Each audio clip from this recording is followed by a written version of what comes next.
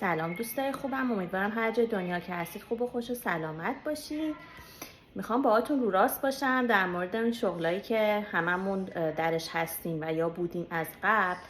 به عنوان مثال من خودم قبلا کارمند بانک بودم. تو ایران که کار میکردم 5-6 سال کارمند بانک بودم و خب خیلی دیگه شغل پر استرس و همه جوره خیلی تحت فشار بودم، هم از لحاظ روانی هم از لحاظ کاری و بدنی تحت فشار بودم، به خاطر اینکه شغل سختی بود و خب چاره دیگه ای نداشتم. میخواستم تازه از دانشگاه فارغ التحصیل شده بودم و میخواستم خب یه کاری داشته باشم، هنوزم ازدواج نکرده بودم، خواستم یه مقداری مثلا مستقل باشم از لحاظ مالی.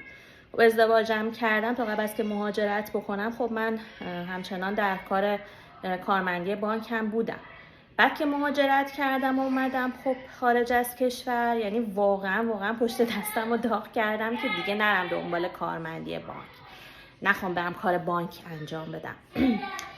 بعدش هم که خب بچه دار شدم، من رفتم یه دوره مدیکال بیلینگ گذروندم به امید اینکه خب یه کاریه که خونه میشه انجامش داد، ولی خب باز که در موردش بیشتر تحقیق کردم و خب مدرکش هم گرفتم، حتی یه سالی خوندم و مدرکش هم گرفتم، ولی وقتی بررسی کردم دیدم وای از اون کاراست که حتی اگه هم تو خونه باشی بعد روزی 8-9 ساعت براش وقت بذاری، تازه حقوق مثلا خیلی زیادی هم بهت نمیدن. اونجوری نیستش که حالا بتونی خیلی درش پیشرفت کنی و باز پشت میزی هست و کلی بعد تلفن جواب بدی، تلفن بزنی، خلاص سرتون رو درد نیاره دیگه. خیلی برا من یعنی اون چیزی نبودش که دنبالش بودم. باز یعنی انقدر گشتم تا با این موقعیت درآمدزایی عالی، ببخشید پسرم شروع می‌کنه، موقعیت درآمدزایی عالی آشنا شدم و دیگه گفتم وقتی هم بچه دارم دیگه ولش کن، بذار کنار بچه‌هام باشم، ولی عوضش این کاری هم که انجام میدم یه کاریه که در واقع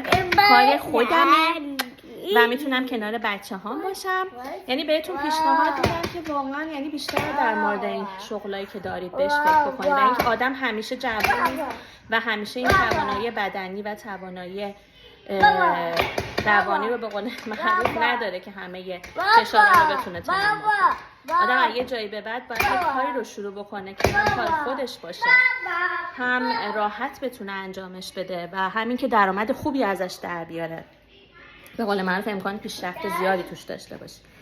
گفتم اینو باهاتون شیر بکنم که و بهتون بگم که واقعا دنیا خیلی یعنی زندگی خیلی کوتاهه و آدم فرصت‌هاشو باید غنیمت بشمره، چه با خانواده هستش چه با بچه‌هاش هست دیگه. من این تجربه‌ای که داشتم باهاتون در میون گذاشتم و واقعا هم احساس رضایت دارم الان و امیدوارم هر کسی هم که تازه میخواد وارد این موقعیت درآمدزایی عالی بشه تا آخرش به خوبی پیش بره و به موفقیت برسه. اگه اطلاعات بیشتری هم میخوان حتما به وبسایت من مراجعه کنید. مامان جان شلوغ نکن، همه سرشون درگه. به وبسایت من مراجعه بکنید و اطلاعات بیشتر رو دریافت بکنید، نام و ایمیلتون رو وارد کنید. مواظب خودتون باشین، شب و روزتونم خوش. قربون شما، خداحافظ.